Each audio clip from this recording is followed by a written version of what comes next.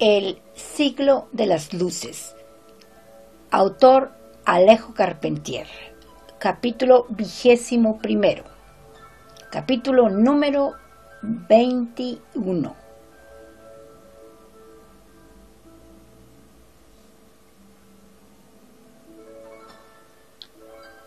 Todavía quedaban algunos focos de resistencia en la Bastille, pero el arresto de los hombres traicionados por Graham se esfumaba en cuanto lograban apoderarse de alguna balandra para huir a una isla vecina.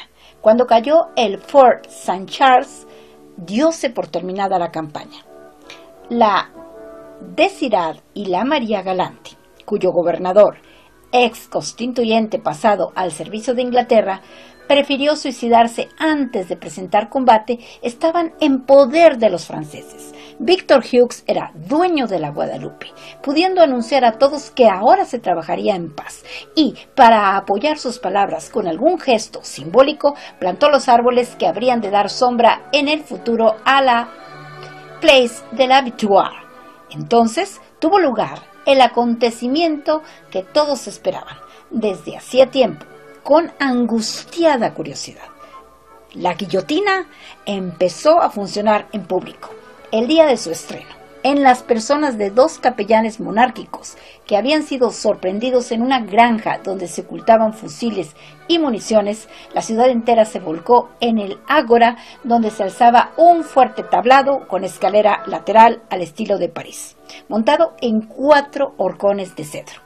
Y como las modas republicanas ya se habían insinuado en la colonia, aparecieron mestizos vestidos de cortas chaquetas azules y pantalón blanco listado de rojo, en tanto que las mulatas lucían madraces nuevos con los colores del día. Nunca pudo verse una multitud más alegre y bulliciosa, con aquellos tintes de añil y de fresa que parecían tremolar al mismo ritmo de las banderas, en la mañana límpida y soleada.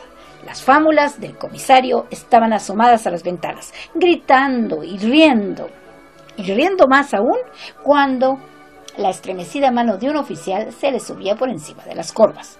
Muchos niños se habían trepado al techo de los edificios para ver mejor.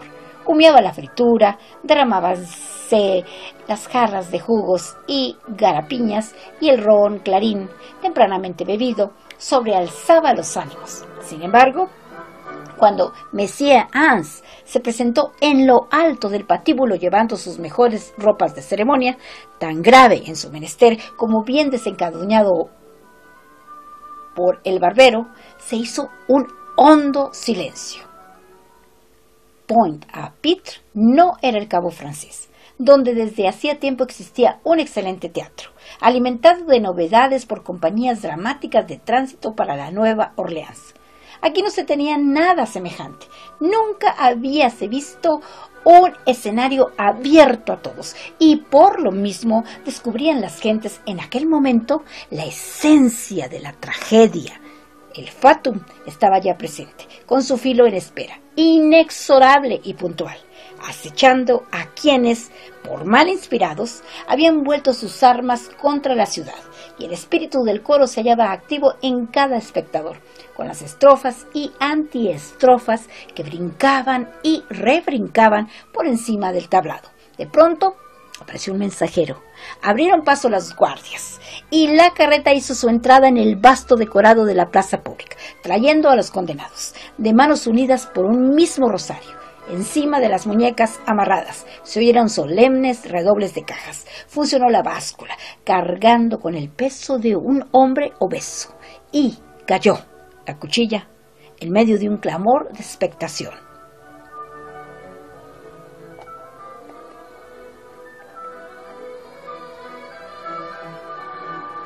Minutos después, las 2 primeras ejecuciones estaban consumadas. Pero no se dispersó la multitud, acaso sorprendida al momento de que el espectáculo trágico hubiese sido tan breve, con aquella sangre aún fluida que se escurría entre las rendijas del escenario. Pronto por sacarse del horror que los tenía como estupefactos, pasaron muchos repentinamente al holgorio que habría de alargar aquel día que ya se daba por feriado y de asueto. Había que lucir las ropas recién estrenadas. Había que hacer algo que fuese afirmación de vida ante la muerte. Y como los bailes de figuras eran los más apropiados para valorar atuendos y alborotar el tornasol de las faldas carmañolas, se dieron algunos a armar contradanzas de adelantar y retroceder en ringlera, mudar de parejas, hacerse reverencias y contonear las cinturas, desatendiendo a los bastoneros improvisados que trataban en vano de mantener alguna compostura en las filas y grupos.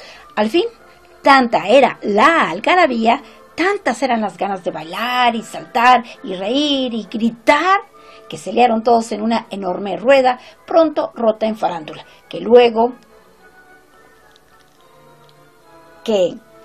de dar vueltas en torno a la guillotina, se lanzó a las calles aledañas, yendo y regresando, invadiendo traspatios y jardines, hasta la noche. Ese día se inició el gran terror en la isla. No paraba ya la máquina de funcionar en la Plaza de la Victoria, apretando el ritmo de sus tajos.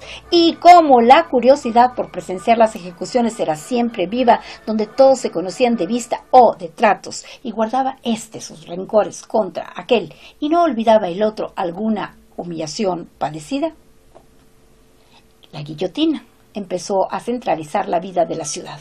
El gentío del mercado se fue mudando a la hermosa plaza portuaria con sus aparadores y hornillas, sus puestos esquineros y tenderetes al sol, pregonándose a cualquier hora, entre desplomes de cabezas allí respetadas y aduladas, el buñuelo y los pimientos, la corozola y el hojaldre, la anona y el pargo fresco. Y como era muy apropiado para tratar negocios, el lugar se transformó en una bolsa volante de escombros y cosas abandonadas por sus amos, donde a subasta podía comprarse una reja, un pájaro mecánico o un resto de vajilla china. Ahí se cambiaban arneses por marmitas, naipes por leña, relojes de gran estilo por perlas de la Margarita. En un día se elevaban el mostrador de hortalizas, el escaparate de buhonerías, a la categoría de tienda mixta, tremendamente mixta, donde aparecían baterías de cocina, salseras armoriadas, cubiertos de plata, piezas de ajedrez, tapicerías y miniaturas. El patíbulo se había vuelto el eje de una banca, de un foro, de una perenne almoneda. Ya las ejecuciones no interrumpían los regateos, porfías ni discusiones. La guillotina había entrado a formar parte de lo habitual y cotidiano. Se vendían entre perejiles y oréganos unas guillotinas minúsculas de adorno que muchos llevaban a sus casas. Los niños, aguzando el ingenio, construían unas maquinillas destinadas a la decapitación de gatos. Una hermosa parda, muy distinguida por un lugarteniente de Leisex, ofrecía licores a sus invitados en unos frascos de madera de forma humana que, al ser colocados en una báscula, largaban los tapones, con graciosos rostros pintados, claro está, bajo la acción de una cuchilla de juguete movida por un pequeño verdugo automático. Pero, a pesar de las muchas novedades y diversiones traídas en aquellos días a la vida pastoril y recoleta de la isla, podían observar algunos que el terror empezaba a descender los peldaños de la condición social, cegando ya a ras del suelo, sabedor de que numerosos negros en la comarca de las Avises se negaban a trabajar en el cultivo de fincas expropiadas, alegando que eran hombres libres. Víctor Hughes hizo apresar a los más díscolos, condenándolos a la guillotina. Esteban observaba con alguna extrañeza, por lo demás, que el comisario, después de tanto haber pregonado la sublimidad del decreto del 16 pluvioso del año segundo, no mostraba mayor simpatía hacia los negros. «Bastante tienen con que los consideremos como ciudadanos franceses», solía decir con tono áspero. Algún prejuicio racial le quedaba de su larga permanencia en Santo Domingo, donde los colonos habían sido particularmente duros en el trato de sus esclavos, siempre calificados de holgazanes, idiotas, ladrones, cimarrones en potencia, props a Rhine, por quienes los hacían trabajar de sol a sol. Los soldados de la República, por otra parte, muy llevados hacia la carne parda, cuando de hembras se trataba, no perdían oportunidad de apalear y azotar a los negros con cualquier pretexto, reconociendo sin embargo que algunos, como un corpulento leproso llamado Vulcano, llegaban a ser magníficos artilleros. Hermandados en la guerra, negros y blancos se dividían en la paz. Pronto Victor Hughes decretó el trabajo obligatorio. Todo negro acusado de perezoso o desobediente, discutidor o levantisco era condenado a muerte. Y como había que llevar el escarmiento a toda la isla, la guillotina sacada de la Plaza de la Victoria se dio a viajar, a itinerar, a excursionar. El lunes amanecía en Le Moule, el martes trabajaba en Le Gossière, donde había algún convicto de holgazanería. El miércoles daba razón de 6 monárquicos ocultos en la antigua parroquia de Sainte-Anne. La llevaban de pueblo en pueblo, pasándola por las tabernas. El ejecutor y sus asistentes la ponían a funcionar en vacío, mediante copas y propinas, para que todos quedaran enterados de su mecanismo. Y como en esos paseos no podía trasladarse la escolta de redoblantes que en la Pointe-à-Pitre servía para callar cualquier gritería postrera de los condenados, cargaban con una gran tambora en el carricoche, tambora que comunicaba una feriante alegría a las demostraciones. Los campesinos, deseosos de comprobar la fuerza de la máquina, ponían troncos de bananos en la báscula. Nada se parece más a un cuello humano, con su haz de conductos porosos y húmedos, que un tronco de banano, para ver cómo quedaban cercenados. Y hasta llegóse a demostrar, por zanjar una porfía, que la cuchilla no era detenida por un mazo de 6 cañas de azúcar. Luego, los festejados visitantes proseguían el viaje hacia el lugar de su destino, fumando y cantando al compás de la tambora, con los gorros frigios pasados de rojo a castaño por el sudor. La báscula, al regreso, cargaba con tantas frutas que parecía llevada por la carreta de la abundancia.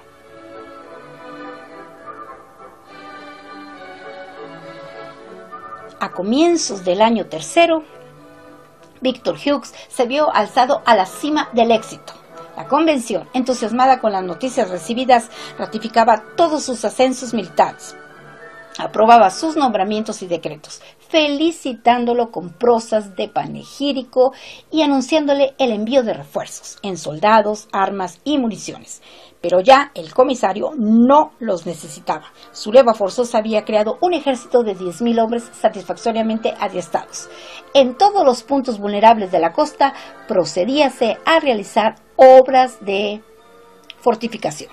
Las confiscaciones de bienes habían llenado las arcas y los almacenes estaban repletos de cuanto fuese necesario. Durante su viaje hacia la otra mitad de la isla, Victor Hughes, recordando que allí hubiera estado muchos años antes, se había enternecido ante la belleza de la ciudad de Basse-Terre, toda rumorosa de aguas vivas, de fuentes públicas que hacían reinar una deliciosa frescura en las avenidas plantadas de tamarindos.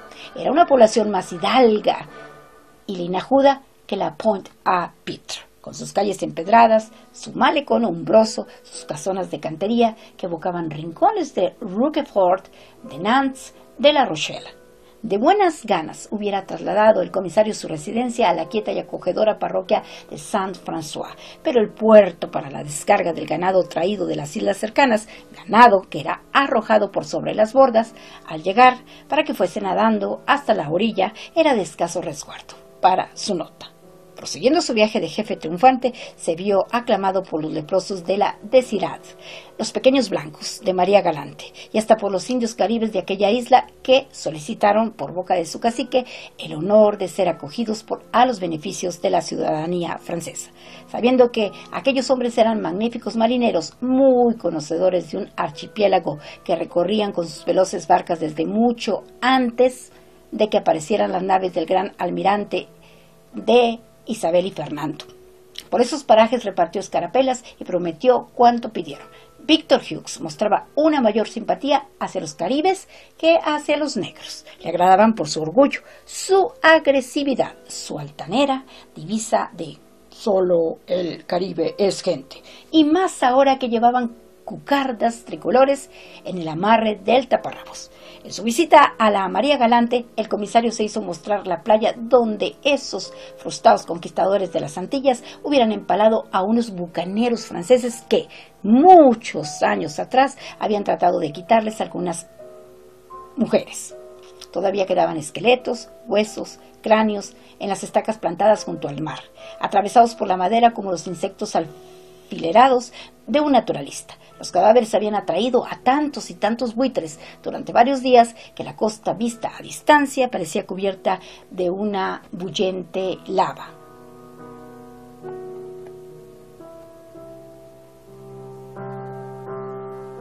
Colmado de agasajos y aclamaciones, el comisario no dejaba de tener presente, sin embargo, que los ingleses rondaban por estos mares, pretendiendo ejercer una suerte de bloqueo.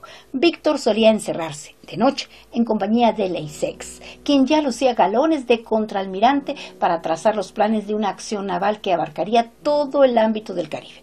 El proyecto era tenido en gran secreto, y en ellos estaba cuando Esteban, al entrar un día en el despacho del comisario, lo encontró despeinado, sudoroso, con el rostro crispado por la ira. Daba vueltas a la gran mesa del consejo, deteniéndose tras de los funcionarios que, abandonando sus tareas, se disputaban las hojas de periódicos recién llegados. «¿Te has enterado?», gritó al joven, señalando una noticia con mano temblorosa. Así se estampaba la increíble crónica de lo ocurrido en París el 9 Thermidor. «¡Miserables!», clamaba Víctor. «Han derribado a los mejores». Lo desmedido del suceso tenía estupefacto a Esteban. Todo, además, cobraba un relieve doblemente dramático por obra de la distancia, como quien lleva en la mente la imagen de un objeto largamente contemplado, teniéndolo por presente aun cuando acaso el objeto hubiera desaparecido. Habíase hablado en esta misma sala en presente, en función de realidad inmediata y hasta de futuro, de un hombre que había dejado de existir varios meses antes. Cuando se estaba discutiendo aquí mismo el culto del Ser Supremo, su instaurador había lanzado ya al pie del patíbulo la terrible queja que le arrancara el dolor de su quijada rota, brutalmente despegada del vendaje por un gesto del verdugo. Para Víctor Hughes el hecho era doblemente atroz, sugiriendo tales implicaciones que se negaba la mente a poner un corto a las conjeturas.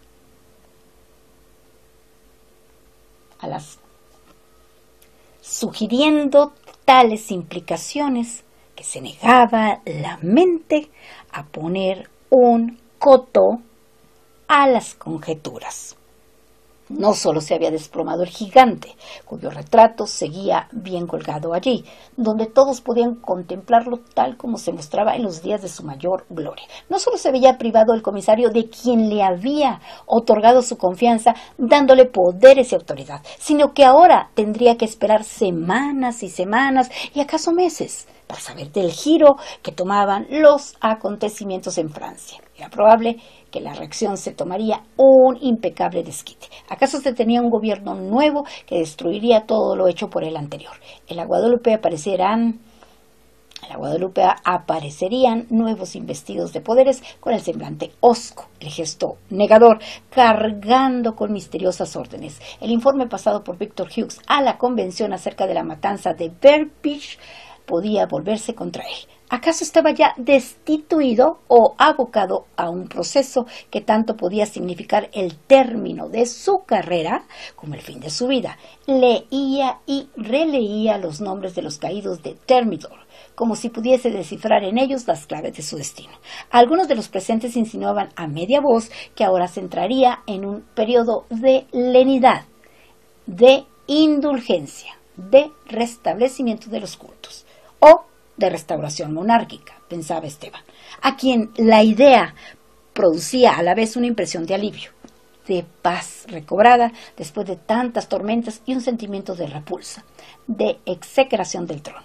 Si tanto se habían afanado los hombres, si tantos habían profetizado, sufrido, aclamado, caído entre los incendios y arcos de triunfo de un vasto sueño apocalíptico, era menester que, al menos, el tiempo no se retrovertiera. La sangre entregada no iría a trocarse ya por viejas gualdas reales. podía surgir algún justo, acaso más justo, que lo que tantas veces hubiera dejado de serlo por demasiado hablarse. Había sido uno de los males de la época.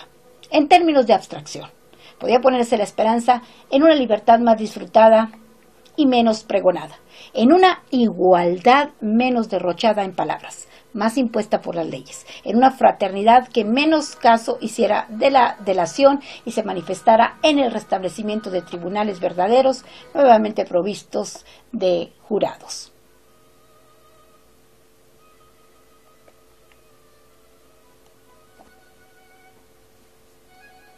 Víctor seguía paseando, más calmado, a lo largo de la sala, con las manos en las espaldas, acabando por detenerse ante el retrato del incorruptible. Pues aquí todo seguirá como antes, dijo al fin. Yo ignoro esta noticia, no la acepto. Sigo sin conocer más moral que la moral jacobina. De aquí no me sacará nadie. Y si la revolución ha de perderse en Francia, seguirá en América. Ha llegado el momento de que nos ocupemos de la tierra firme. Y volviéndose hacia Esteban, vas a traducir inmediatamente al español la Declaración de los Derechos del Hombre y del Ciudadano y el texto de la Constitución. ¿La del 91 o la del 93? Preguntó el joven. La del 93. No conozco otra. Es necesario que de esta isla salgan las ideas que habrán de agitar a la América española. Si tuvimos algunos partidarios y aliados en España, también los tendremos en el continente, y acaso más numerosos, porque los descontentos